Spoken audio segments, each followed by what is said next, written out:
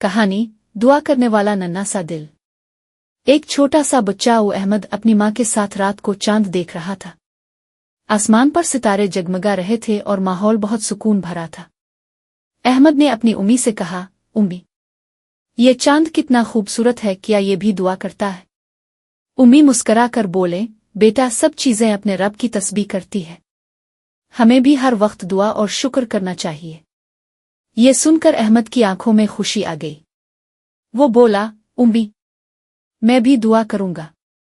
फिर अहमद ने अपने नन्हे हाथ आसमान की तरफ उठाए और कहा, आ अल्लाह, मुझे अच्छा इंसान बना, सबसे प्यार करने वाला और अपने नबी की सुन्नतों पर चलने वाला। उम्मी की आंखों में खुशी के आंसू आ गए।